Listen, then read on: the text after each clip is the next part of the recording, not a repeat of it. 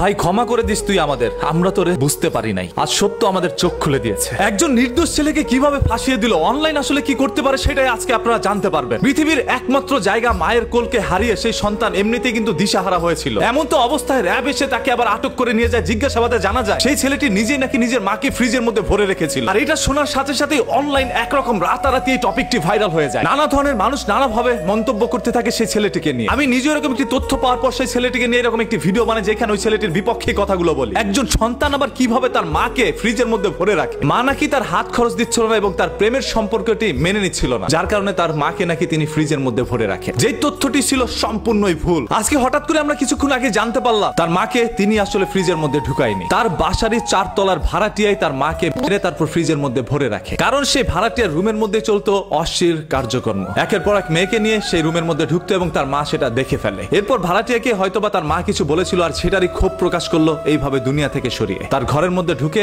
তার মাকে শ্বাসরুদ্ধ করে ফ্রিজের মধ্যে ভরে রাখে। এরপর তার ঘরের আলমারি থেকে শুরু করে প্রত্যেকটি আসবাবপত্রের মধ্যে তারা আঘাত করে, ছিন্ন ভিন্ন করে তার ঘর থেকে হাতিয়ে নেয় টাকা পয়সা। অন্যদিকে তার সন্তান ফেসবুকের মধ্যে পোস্ট করতে থাকে, আমার মাকে হারিয়ে আমি একরকম দিশেহারা। তিনি নিজে আবার আইন শৃঙ্খলা বাহিনীর আশ্রয় নেয়। আইন শৃঙ্খলা বাহিনীকে জানায় আমার মাকে কে যেন ধরে নিয়ে গিয়েছে। তিনি তখন নিজেও জানতো না তার মা কোথায় রয়েছে। পুলিশ এসেই তার ঘরের মধ্যে তল্লাশি করে ডিপ ফ্রিজের মধ্যে তার মাকে খুঁজে পায়। এরপর সন্দেহজনক ভাবে তার ছেলেকেই নিয়ে যায় ধরে। একরকম জিজ্ঞাসাবাদে র‍্যাবের কাছে তার সন্তান সবকিছু নাকি প্রকাশ করে দেয় যে নিজের মাকে নিজেই নাকি ডিপ ফ্রিজের মধ্যে ভরে রাখে। আর সামাজিক যোগাযোগ মাধ্যম যে কতটা ভয়ঙ্কর, একজন নির্দোষ মানুষকে কিভাবে দোষী সাব্যস্ত করে সেটারই বাস্তব প্রমাণ এখন মিলেছে। হ্যাঁ, এরকম ভাবে আমাদের বাংলাদেশের অসংখ্য মানুষকে কিন্তু রাজাকার হিসাবে আখ্যায়িত করে এই দুনিয়া থেকে বিদায় করে দেওয়া হয়েছে। সেইগুলো আপনাদের সামনে একের পর এক ভেসে আসবে। আপনাদের সবার কাছে একটা বিনীত রিকোয়েস্ট করবে, এই ভিডিওটি তাড়াতাড়ি শেয়ার করে দেন যাতে করে প্রত্যেকটা মানুষ জানতে পারে এই ছেলেটি আসলে নির্দোষ। হ্যাঁ, তবে কোনটা সত্য কোনটা মিথ্যা এখন পর্যন্ত কিন্তু ভাই আমরা কেউ ক্লিয়ার নয়। আবার দেখা যাবে যাদেরকে এখন সন্দেহজনক ভাবে ধরে নেওয়া হয়েছে এরা আবার দেখবেন এক পর্যায়ে গিয়ে বলবে ভাই আমরা তো মারি না, মারছে আরেকজন। তারপর এরাও আবার নির্দোষ প্রমাণিত হতেও পারে। তাই কোনো কিছু সম্পূর্ণভাবে জানাজানি হওয়ার আগেই সেটা নিয়ে নিউজ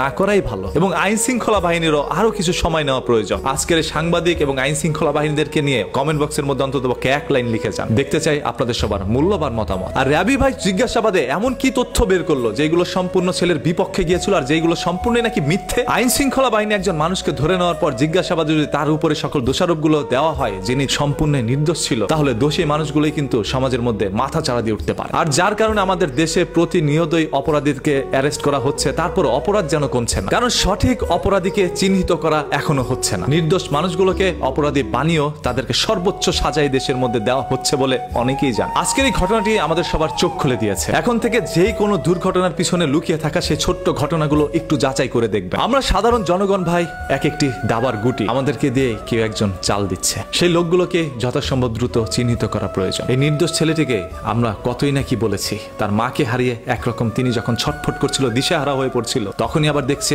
পুরো জনগণ তার বিপক্ষে। আজকে তার কাছে কিভাবে আমরা ক্ষমা চাইতে পারি? ক্ষমা চাওয়ার কোনো ভাষা কি আপনার কাছে রয়েছে? পুরো কমেন্ট বক্সটা আজকে উন্মুক্ত এবং আপনাদের সবার কাছে একটা রিকোয়েস্ট, এই ভিডিওটি শেয়ার করে দেন যাতে করে সত্য তথ্যটা মানুষ জানতে পারে।